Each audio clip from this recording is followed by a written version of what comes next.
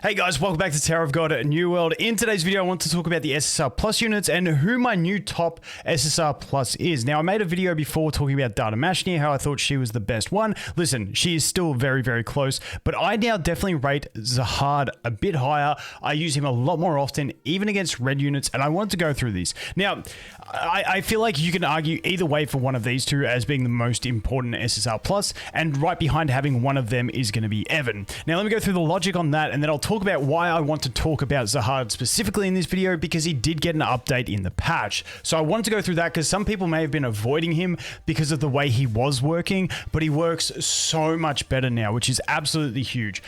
So basically, if we're looking at progression, the most important unit to have is either Data Zahard or Data Mashni. They're both stall tanks. They have invincibility. They can buy your team time. Evan is the icing on the cake if you compare him with one of those two. The reason that Evan to me isn't the best by himself is because if you don't have one of the stall tanks, then normally your main carry is going to be trying to tank out a lot of your damage for you, and with Evan, he will just turn them invisible and your whole team will be dead before anything happens. And that's sort of the cycle you get into. Now, you can cheese around with it by having two of your Shinsu link levels evenly leveled, but it's a messy process. But basically for me, having Data Zahard or Data Mashni is very important, the most important, and then Evan becomes straight after that. Now, like I said, you can put either of these two in either rank. I am liking Zahard a lot more. Now, I want to talk about why he got a lot better in this patch. And I think he got better because of what they said they fixed, but I also think that he got better because I feel like he was a bit bugged on what he used to previously do, and I'll explain my logic for this. Now, I could be incorrect, but it just feels like he's working a lot better now, both on this account where I only have one copy of him in chapter 14 at about a 3.5x deficit, and also on my other chapter where I have him built to 3-star E30, EE30 and stuff like that. So let's go through it. So what happened is this skill here. This skill here. So this one here, and I'm looking at level 3, the tier 3, because let's face it, if you're not using him as a hyper carry, you're normally just getting this one because he's normally at low health because he procs his invincibilities before his ultimate. But instantly destroys barriers when using basic attacks or special move, then deals 50% of the destroyed barrier as additional damage to the target up to a 1000 cap. Now, this is an important thing because previously when he used his tier 3 ultimate, you can see that his tier 3 ultimate, which is his special move, which removes those barriers and does damage, you can see here that, where's the wording? It knocks down everyone except for Data Zahard for 1 second. Data Zahard becomes invincible while using the ability. So it knocks down everyone except for him, which includes teammates. Now, this is really hard to see. The only time I ever see the knockdown is when he wins a battle with his ultimate and you see the characters laying down. It's the only time I see it, so it's very faint. But with this, what I think was happening was because it was technically hitting his allies, it wasn't, it was also proccing the remove shields. So he was actually removing your team's shields when he used his ultimate, which really sucked because obviously, if you're like, I was using Huarian with him and she would lose her shield as soon as he ulted and then she'd just die. It was super frustrating. So if you weren't playing him for that reason, that is gone. But on top of that, when he was removing his allies' shields, it wasn't dealing damage to them. So I also had this theory that maybe he wasn't dealing that damage that he was meant to deal to his enemies either. So I think that may have been a thing that was happening. Once again, this is my speculation side because it just feels like even at a lower level, he's contributing more damage than he used to. And as a carry, he's just going beyond. Obviously, that only applies against shielded enemies, but there are a lot of shields in the game. And I'm actually using him a lot more often against red teams than I'm using my Data Mashni because red teams have some of the most annoying shielding characters in them. Now, we're currently on day 5, just for a quick update on this account. We're on day 5. We're at 14-24. I really want to get to chapter 15 by the reset so that when the guild shop resets, I can get myself a yellow piece of gear. I don't even know if I have enough guild coins, to be honest, to do that, which I'm quickly going to check out of curiosity. No, I don't. I need like 32, I think, so I can't even buy a piece of gear yet. Rip the dream. But when we look at red units, like I'm in blue unit phase, so obviously he's going to be fantastic here. This dude has some big chunky shields. Good to strip them off. Even if they didn't deal damage, it's still beneficial to strip these shields, especially when you're not stripping your own team shields. But when we look at red characters, we got Huarian. Her shields, super annoying. When she ults and all her team's in one spot, it cripples you. One of the most annoying characters in the game to fight against in campaign is Yuri. Because of her shields, you can just strip those things off. When we look at the red units as well, there's the dude with the wings on his back, the tank dude that basically every basic attack he gains a shield. Being able to strip those and deal some damage is also really nice. So it's just, there is a lot of shielding. Like, you'll find most teams have some shields that you want. Now, the other huge thing about Dada Zahard is his armor break that he has on his ultimate, because the armor break is fantastic as well. If we look at this level of it, there it is. I was looking for the red numbers, but it doesn't change. But you get the 30% armor break, which the 30% armor break may not sound like much, but it's really nice because it just hits the whole entire field and puts that defense break on them. Now, depending on your DPS, you get varying amounts of value out of it. I'm using Yihua at the moment, and it's fantastic because it means she's hitting the whole board with her ult, and they're all taking that bonus damage from the defense break. Otherwise, I use Huarian, and it's still fantastic because it means it helps her delete one unit and then move on to the next. Now, at the moment, I still often use my Huarian against these blue enemy teams, but in this one, the heat is just too much and she just runs in and dies. I can't find a spot in which she survives in this team, so we are just running along with the Iwa. Sorry, I'm stuck at names. And trying to carry like that. But definitely Zahard, super valuable. Sorry, the camera, I'm having real issues with my camera at the moment freezing, so it froze, so we're just cutting back. We actually just went into that stage and managed to clear it. I think we're at about like a 3.6 to 3.7x deficit with this team.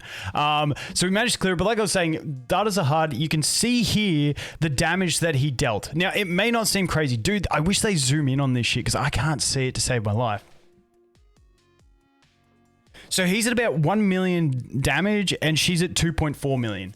This is what I mean. When the enemies have those chunky shields, he does damage with those shields. I feel like he was not doing this before the update, but that is like a perfect example of where he can really be powerful. Now, obviously we're fighting against blue enemies as well, so he does have the big advantage, but at a lower level with no dupes, with only an unlocked exclusive equipment, that is really reasonable in my opinion. I think that is fantastic. And like I said, he is getting so much better. So let's go ahead. Let's watch a replay. I'll put it on one-time speed.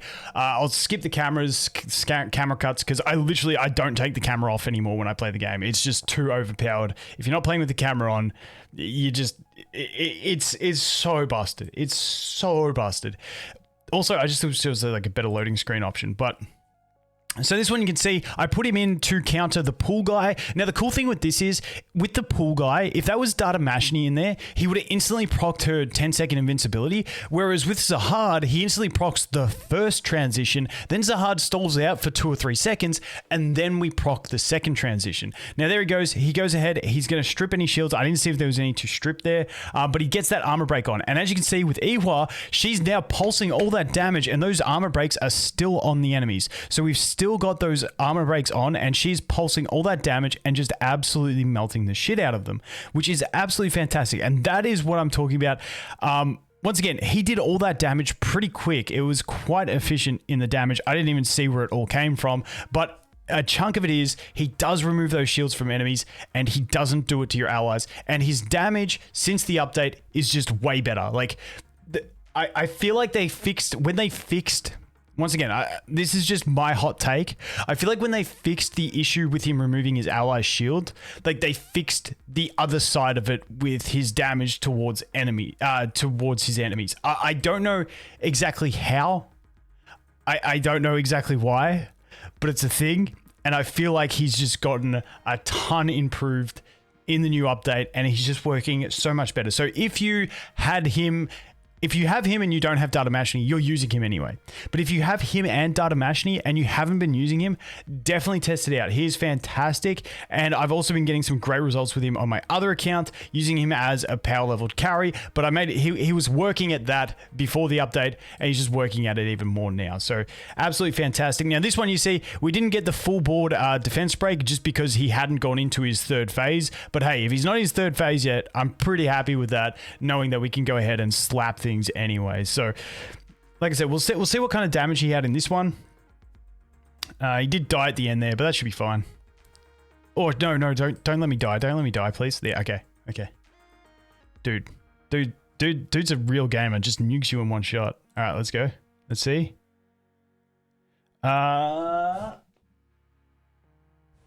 288 versus so 288,000 versus 1.8 million. Not as good there, but we didn't have the massive shielding guy in this enemy team, so we didn't have that extra damage coming out of those shields. But yeah, that shield destruction damage is so strong with him. No shields on this one, but once again, he's the win unit. We don't need to play him there anymore. We can put him there. This should be fine. Actually, I got to swap Bomb and Evan because Bomb's going to get absolutely clapped. He takes too long to cast his buff, and I just need him to be in the back row to survive for the cast. Otherwise, he's dead. And yeah, he's going to die. He doesn't have the invisibility like Evan does to avoid death. So Bomb is probably going to be just clapped here. Let's see how we go. Oh, no. Spearboy got straight on Zahard. Perfect. There it is. Get the buff out. There it is. Got the buff. And then we go straight into ult after we get the buff. Yes, now Zahard is dead in this one, so unfortunately he ain't going to get much damage in, but the man did his part and he got us the stall time we needed. And that, like, once again, Data Mashni, probably at this sort of deficit, probably gets you more of a stall out, but I just think the rest of the value that that Zahard brings is just worth it. Did Evan just clutch the kill? Did Evan just clutch the kill? I think he did. So let's check this. Once again, Zahard's not going to do much damage in this one because he died super early. Let's go to the next one. 1427. And this shouldn't be too bad. This guy's a bit of an issue. Hopefully Zahard doesn't get one shot by him. We'll see what happens. Hopefully Zahard grabs the aggro. Hopefully Zahard grabs the aggro. By the way, we just did another summon session, and because we pushed another chapter, we pushed a bit more trial. I think I've got like 50 or 60 summons saved up already. This is insane, the amount of progression this account's making. Let's go again. Let's go. Okay, good. Zahard took all the aggro, which means he's probably going to die before he even gets to ult, because he normally does when he gets everyone's aggro. No, he doesn't. He gets the ult, so we still get the defense break. He's still alive. Somehow he is still alive, showing his strength against these blue units, but we are going to get clapped here. Okay, this one I'm going to have to play around with, but I think that's enough to show you. If you're not using Zahard, I definitely recommend testing him to see what you think. One requirement I would say is try and upgrade his rapport or his friendship. And then that makes him more functional, in my opinion. And then if you really want to go deep, you look at his exclusive equipment. However, I don't recommend exclusive equipment investment unless you've got him to 3 green star, is my opinion. Now, when I say 3 green star, that's if you're like pre-chapter, I want to say like 20-ish. I don't know the adventure chapter that I really recommend it, but like mine in chapter 18 is doing fine as a carry with 3 green star and the 35 EE, but I don't know where that falls off and you start needing like 3 blue star, but it will be a progressive thing. But anyway, that is my roundup. Zahard, best SSR Plus in my opinion. I'll let you guys argue against me for Data Mashni. I'm sure some will argue for Evan, and I'm sure some will argue for the others, but when I look at just the value they bring to being able to push an account to a high deficit, these two are definitely it, and Zahard just got a massive buff in this update. Anyway guys, thanks for watching. Hope you have an awesome day, and I look forward to seeing the next one. Cheers.